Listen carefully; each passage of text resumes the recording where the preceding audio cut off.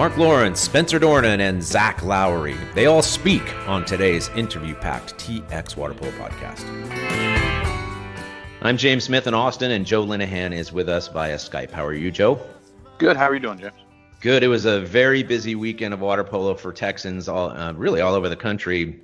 We're going to cover a bunch of it today. We have 3 interviews lined up, so Joe and I, you don't get the pleasure of hearing us yammer on and on today as much as we have normally, but wanted to cover a couple things before we move on to talking with Mark Lawrence, the head coach of Austin College, Spencer Dornin, who's the head coach at Pegasus Water Polo, and we're finally going to get a chance to talk to Zach Lowery, who's a junior at Cal Baptist and is having another excellent year. But first of all is the Austin College weekend. They came away from Southern California having played 5 games. They came away winless, which we can have a conversation about, but and you'll hear what Mark has to say about that when we speak later. Losses to Cal Lutheran, Fresno Pacific, Occidental, Cal Baptist, and Laverne. But at least two or three games that I heard were actually quite close going into the fourth quarter.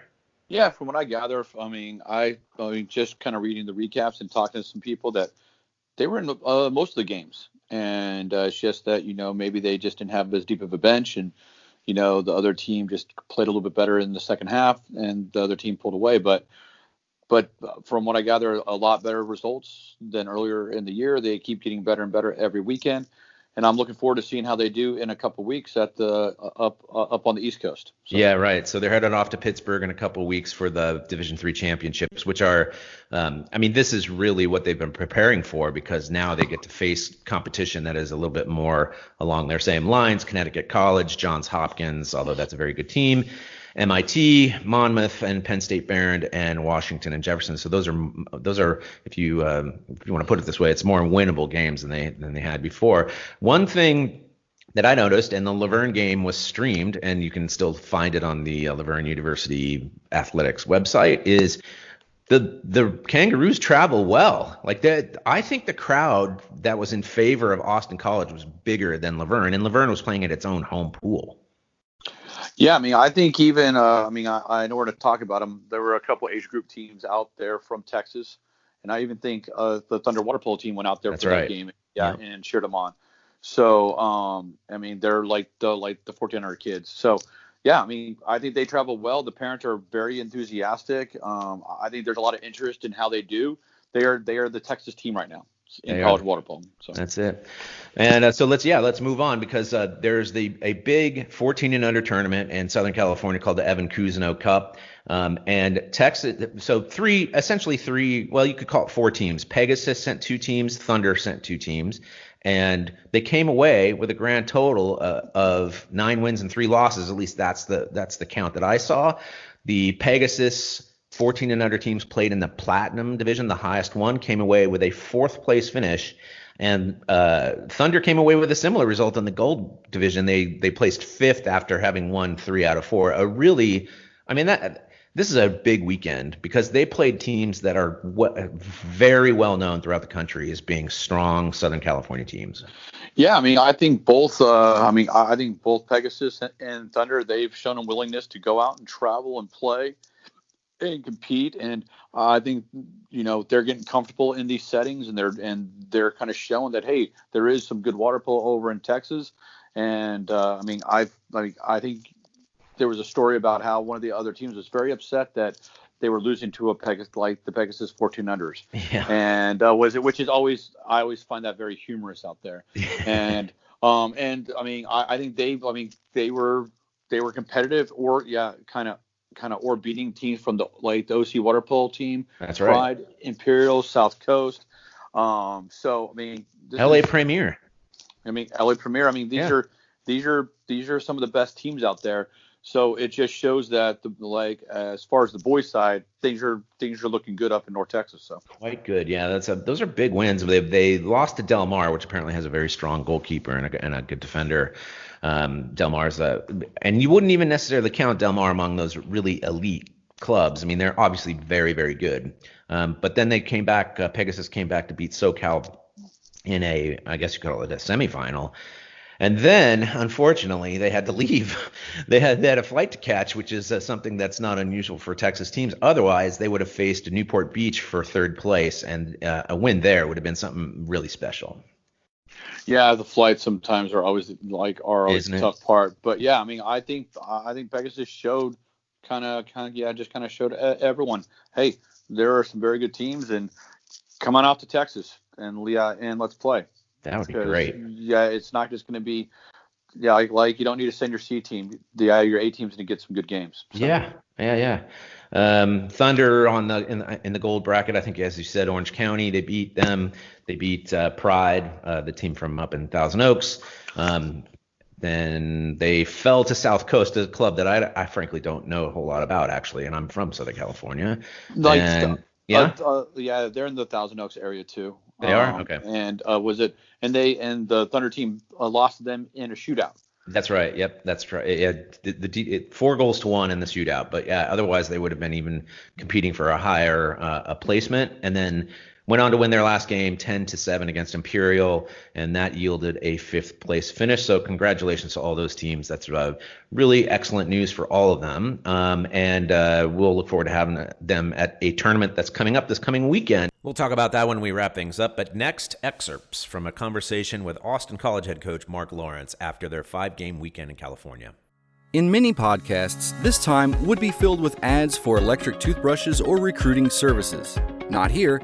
Instead, we're asking you to show your support for TXWaterpolo by donating to it.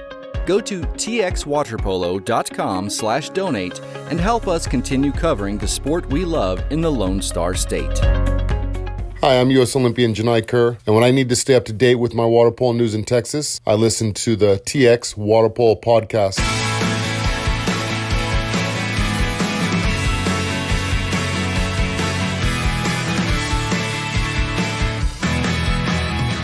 The Austin College Kangaroos returned from a trip in California over the weekend. They played 5 games, and on the Skype machine with us is Mark Lawrence, the head coach. How are you, Mark? Good, James. Thanks for having us on. Welcome back. So 5 games, you came away winless. It's something that we've talked about before, but and against some teams that were actually very challenging: Cal Lutheran, Occidental, Cal Baptist, Fresno Pacific, and Laverne. Overall, what was your impression of the weekend? Overall, there's a couple things we were disappointed with, but overall, like the majority of the weekend, we were really happy with how we played. I think it's safe to say in every game we played 3 excellent quarters of water polo. We were in a position, with those 3 quarters to be able to put ourselves in a spot to win the game, or be in a position to, maintain momentum. We just have to figure out how to play for 4 quarters, and I think a lot of that just speaks to our youth and our inexperience, prior to coming to college. And that's, part of the challenges of being a very young team. We have nothing but underclassmen as far as eligibility goes.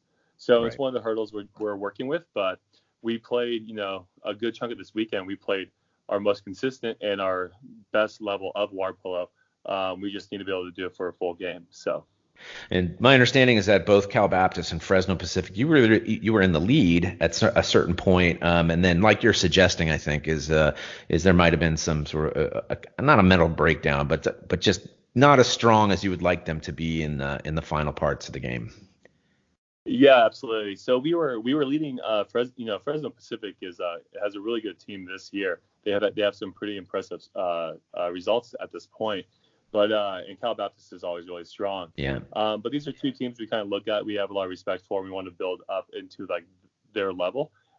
So those 2 games, we're really excited to see where we were at that moment in the season. And both games we were leading. Fresno Pacific, if I remember correctly, tied the game at 6 with the final possession going into halftime. But we were still really satisfied with the halftime score.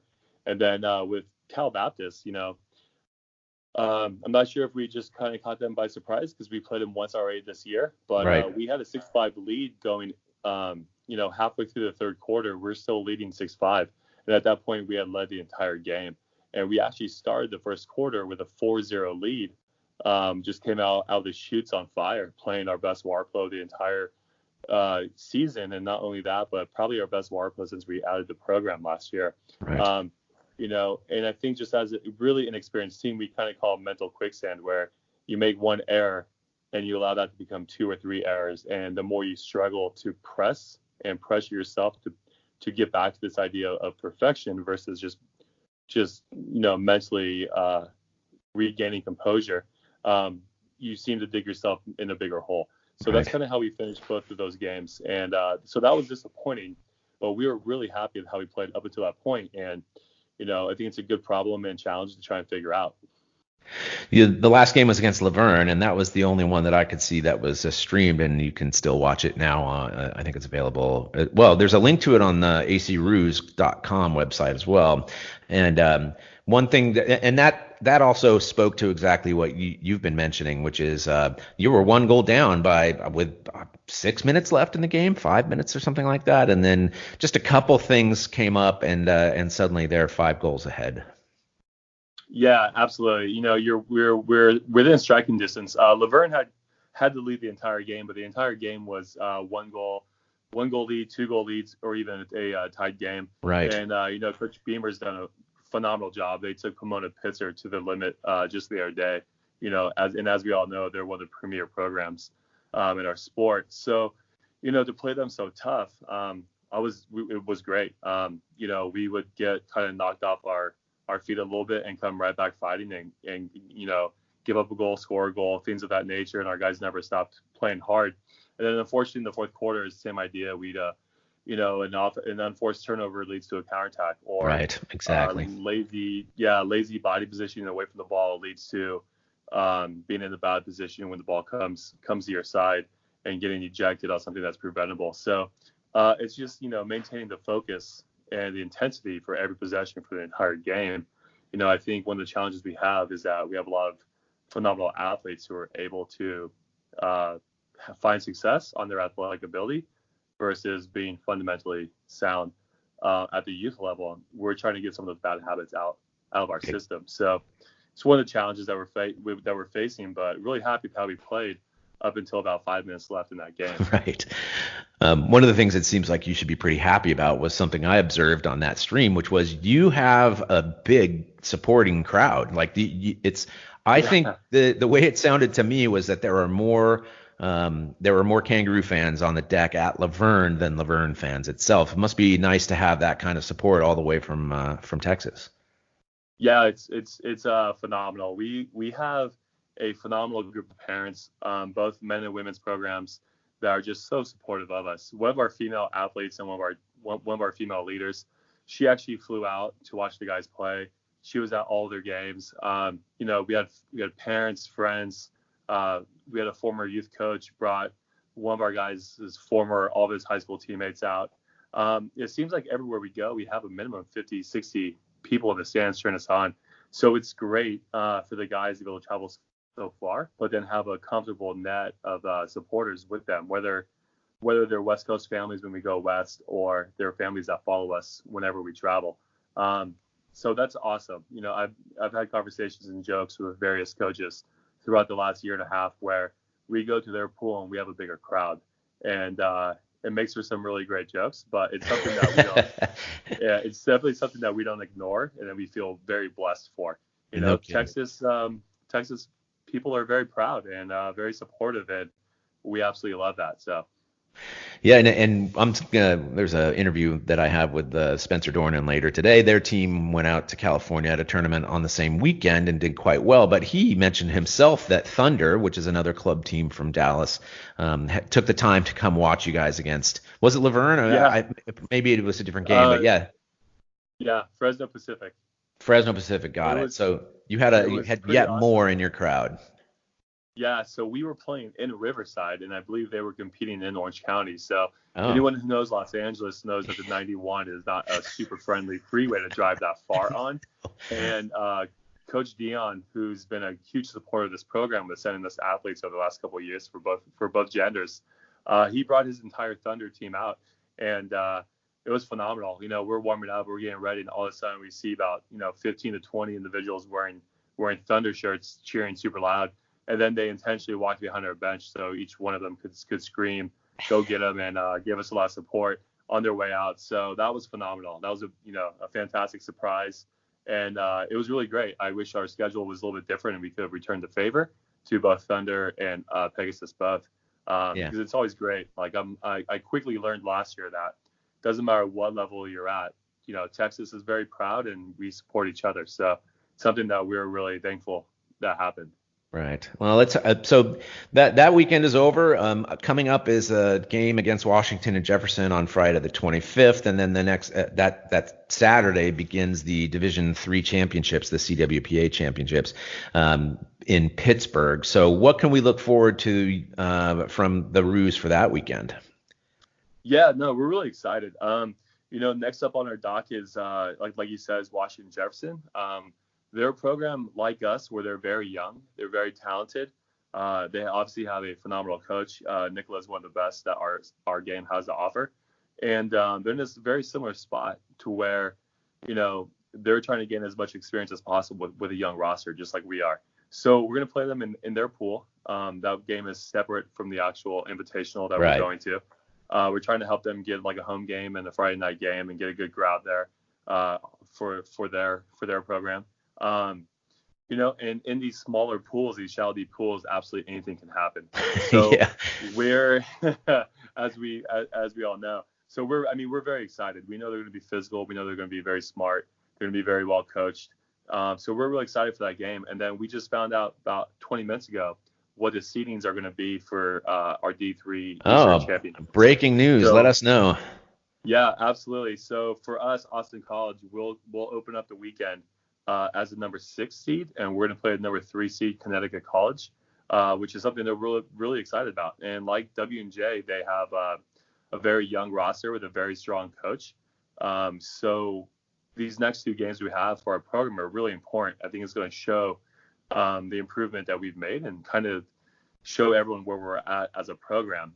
Up until this point, we've been on this idea of education through experience. So now we're really excited for this weekend. And then, if we could get past Con College, I think anything can happen. So we had a pretty good game with Hopkins earlier this year, and I think they would be next on the weekend. So, we're looking forward to what could happen, but all focus is on W&J at that Con College. So right, conference or the Division III championships includes, like you said, Connecticut College, Johns Hopkins, MIT.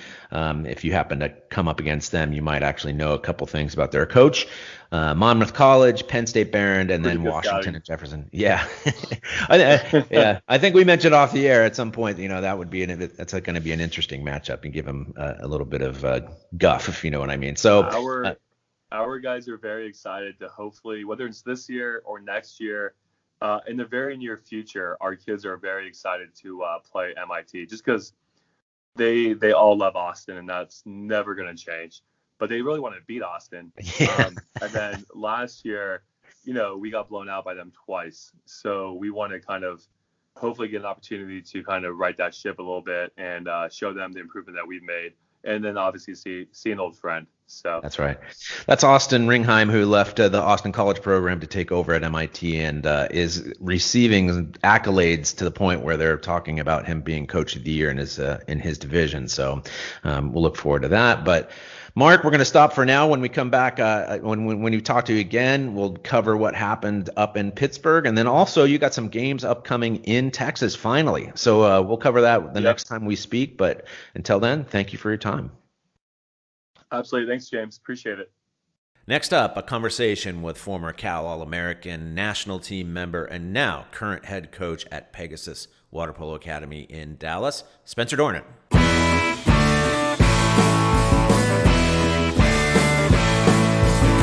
Said, baby, what's the big Pegasus Water Polo Club came back from California with one of the more impressive performances of a team from Texas in some time. And on the phone with us is Spencer Dornin, the head coach of that program. How are you, Spencer? I'm doing well, James. Thanks for having me on. Right. So it was pretty clear based on social media and other outlets that Pegasus really, I think you could fairly say, surprised a bunch of teams out in California at the Evan Cousineau Cup. Your first game of the tournament was a 2-goal win over Orange County, and this is a serious club. And by the end of the tournament, you, aside from flight issues, you could have placed as high as third in the Platinum division. So how'd you do it? It's been a slow process, working every day. I get to give the kids the most credit. They come in and, they believe in what we're teaching them, and they keep working hard every day. And, we made big jumps little by little. Did well at JOs this last year over the summer, and then ended up, continuing that success. And just, I would say we surprised teams, but it really wasn't too much of a surprise for us as we've been, working at it day in and day out. But I think it also says a lot to the success of the entire zone. We had, 3 teams from Texas out there, and we lost a total of 3 games out of 12. So, right. Thunder sent a 14 and under team, and you actually fielded a second 14 and under team, and compiled a record of, as you said, I think 9-3. Yeah, that's correct. Yeah. So this group of guys that you have on your 14 and under team have been playing together for some time. Is that correct? Yeah, they've been playing together, some of them as much as 4 years now. So it's been fun to watch their development, fun to watch them continue to grow together as a group. And I think, it's exciting. I think I did not necessarily know what to expect when I went out there, and I was definitely a little nervous when we were matching up with Orange County Water Polo Club in our first game. Right. The next thing you know, it's 4-0, and I think the Orange County Water Polo Club coach was a little taken back. So it was exciting when he called timeout to try to reorganize his boys.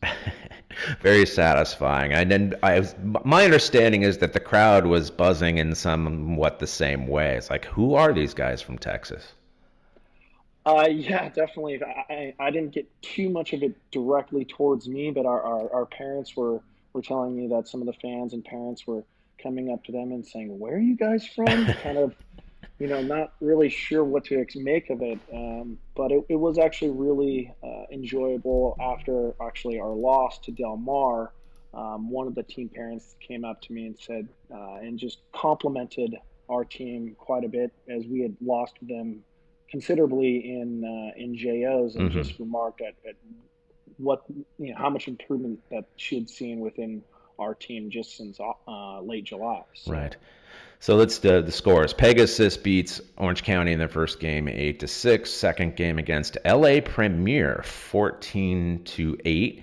I mean, these are serious clubs. Then your third game was the disappointing one against Del Mar, which apparently is quite strong defensively at the least. And then SoCal, you beat them by 4 in order to, or that's what led to your placement in the final game that was supposed to be against Newport, another traditional power. How were the kids about dealing with not being able to play that game because you guys had to catch a flight? They're pretty disappointed. Obviously, they wanted the opportunity to place third or place as high as we possibly could. And so when we played SoCal, there was a little bit of sort of disappointment that the game, quote unquote, didn't mean anything, although it did. And so we came out a little sluggish, but they were able to get the competitive fire and really come back. We were down, I think, 3 goals in the first half, and ended up tying it at halftime, and then taking control in the second half, right, and winning by 4. Yeah, a great outcome altogether for all the teams from Texas. So Spencer has a very interesting backstory and arrived in the state of Texas a few years ago, and it's a story that is worth talking about another time. So we're going to close it out, and thank you very much for your time, Spencer.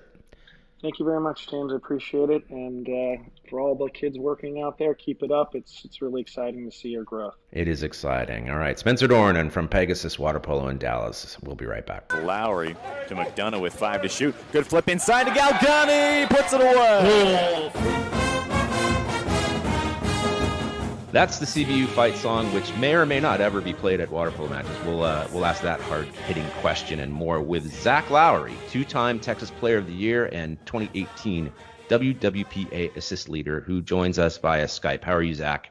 Good. How are you, James? Good. So we want to talk to Zach hopefully regularly over the rest of the season. He's one of the premier players on the West Coast now, and also obviously had a fine career in the state of Texas. Right. First of all, your team, your California Baptist Lancers, are 9-11 in second place in the WWPA, and you just completed an undefeated weekend hosting the Lancer Joust. You played the new team from Ottawa, Arizona twice, and you beat them pretty soundly. I think that's fair to say. But what I'm curious about is when you play Austin College. So that's a team that's loaded with players that you know from the state, right? Yes, sir, it is. And so what's that? How does that go? I mean, because it's obvious. So it's not necessarily competitive when you play against them, but you know all these guys. Is it fun, or is it more intense? Or are you trying to prove a point, or how does that work for you? For me, it's super fun to go back and see guys you grew up playing high school with, grew up having rivalries with. So there is a competitive nature to it, of where you want to go show them how well, your team is doing compared to theirs. So I feel like there is like that rivalry still there, but it's not as much when you're getting, you have your subs, you have your teammates going in and out playing. So it's a lot of fun as well. A lot of fun. So my understanding is, and according to Coach Lawrence at Austin College, that they were actually winning their last game. So does that put additional pressure on you to try to get your team turned around? Because you know all these guys. How does that work? They were winning the first half of our last competition against them. So it was pretty frustrating for me, especially to try and get our guys turned around and in a positive mindset. And throughout the game, you could tell it took time to figure out how to reset our feet and reset that positive mindset in order to bring that game back to like the pace at which we wanted it. And eventually we got it turned around. The second half was definitely in our favor, and we played really well. You mentioned pace. Does that mean basically that you want to just outswim them, or is it more a matter of the way that you actually distribute the ball and that kind of thing, or both? I would say pace at the collegiate level is very different from the high school level. It's more of a faster game, but at the same point you have to be patient in knowing where to put the ball at the right time. So for example, Boston College, like I feel like it was something for me to develop freshman year that I wasn't aware that I needed to develop, but the collegiate level pace is very different from, I feel like, the pace a lot of Texas teams are going to learn very quickly. It's the sort of the reminder, like Coach Wooden at UCLA used to say, "Be quick, but don't hurry." And there's this notion, right? So hurry up, but make sure that you're making smart decisions along the way. So, well, that's a curious point. You just spoke about the difference between, first of all, Texas water polo and high school water polo and what happens at the collegiate level. But you also made mention of how your freshman year was different than you expected, but you've obviously had a great deal of success in the last couple of years. What changed? Freshman year, I think Coach Rosa knew it was going to be a learning experience for me, and I wasn't aware of that going in. So going into freshman year, it was a little frustrating. I was expecting to go out there and kill it, but then Rosa also gave me my minutes to learn how to play at the collegiate level, and I feel like it really turned for the better in the spring of my freshman year when I was able to figure out like my role on the team and figure out what position he wants me at, because that was spring of freshman year was the season he started to lean to move me towards the 4-5 side, and which led into my sophomore year where just by like injuries I ended up and like working hard I ended up filling the starting role very quickly, and it just was, I tried to take the best opportunity I could and build for the guys that we were all playing for each other that year, and ended up going really well. So you've been steered toward that 4-5 side, the the left-hander side on the right side of the cage. Was that the intention of Coach Rosa from the beginning, as far as you know, or was that something that you adapted to over time? I feel like as a like at the collegiate level, you're always able to get 1-2-sided attackers. if that makes sense. There's loads of right-handed players out there that, are getting better every year.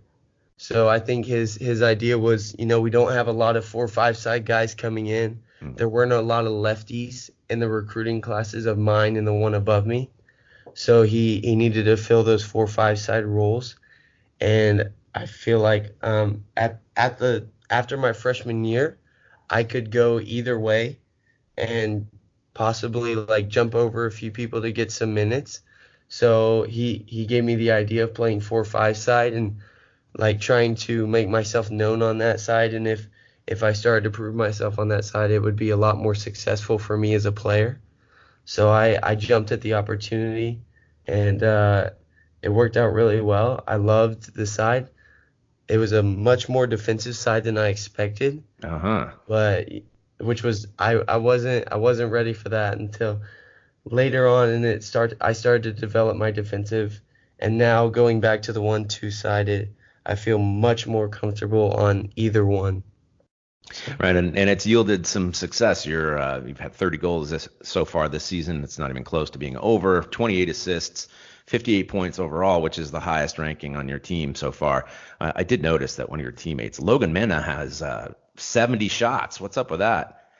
He likes putting the ball in the back of the net. He still has a really good shooting percentage, which is what we want. He does. He's the 514. One, yes, sir. He's the one we try and get the ball to. He's our big dog, so we go to him a lot.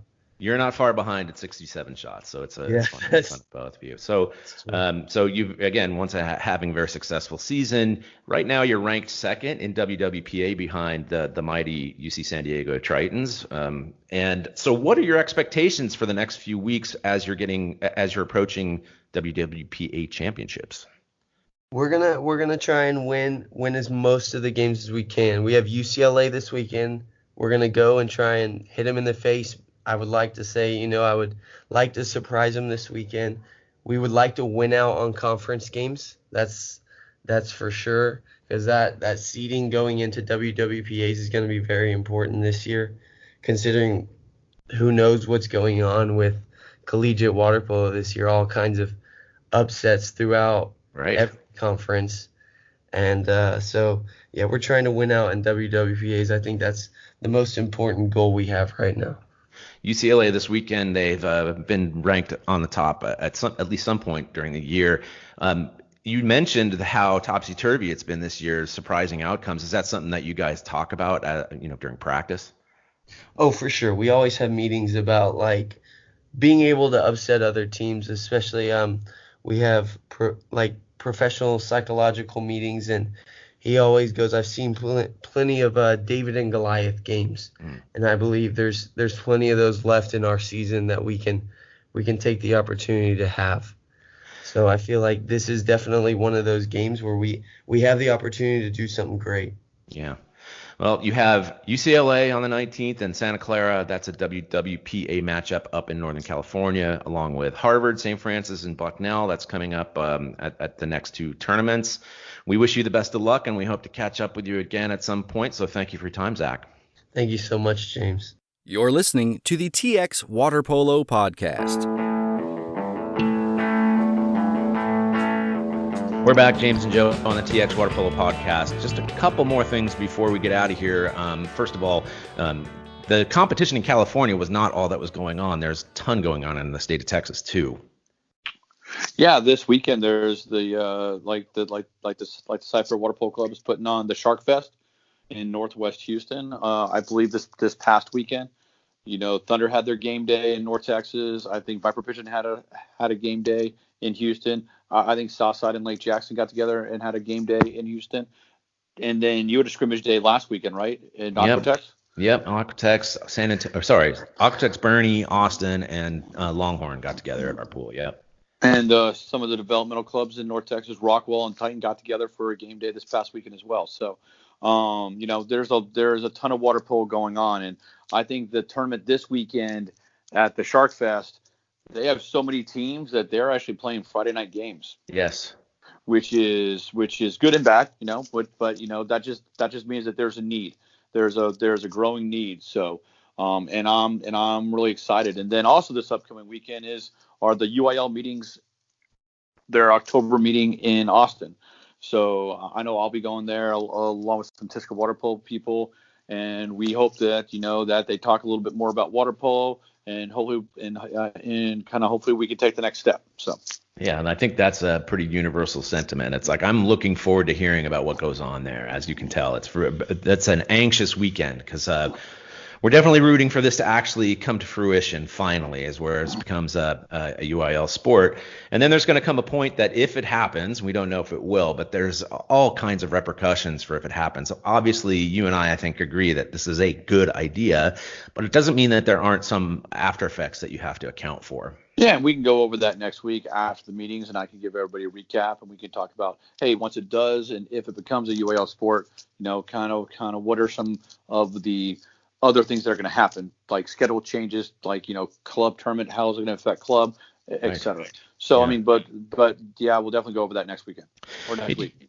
Going back to Sci-Fair for a moment, has the list of the number of clubs that are registered with USA Water Polo in the state of Texas, has it ever been higher than it is now? No. Yeah, it's impressive. I mean, you look at the schedule for the Sci-Fair thing, and you notice like these are teams that I may have heard of them. The community here is small enough, but I haven't seen them competing anywhere. So it's really, I'm actually really excited about it. It's the indicators of growth are ever present. Yeah, we have the most kids that we've ever had. We're at over 2,100 athletes that are USA Water Polo memberships. I know there's a lot more kids that are playing that may not be a USA Water Polo member, like high school. Right. And some developmental stuff through like splash ball or some multi-sport organizations. But the number of people, the number of coaches, the number of refs, it's never been higher. I think that's a good note to end on. So if you like what you hear here, give us a good rating on whichever platform you use to listen to us. Our 3 favorite podcasts, Off the Deck, Nearside Low, and Cross Pass, are still available on our website on the front page. And we would like to hear from you as well. You can reach us at pod@txwaterpolo.com. And then look for us on Twitter and Facebook at TXWaterpolo, Instagram at TX_waterpolo, and on the web at TXWaterpolo.com. We've completed yet another one, Joe. Thank you again for your time. All right, take care, James. All right. Thanks to all of you for listening and for telling a friend about the TX Water Polo podcast. Until next week, so long from Austin.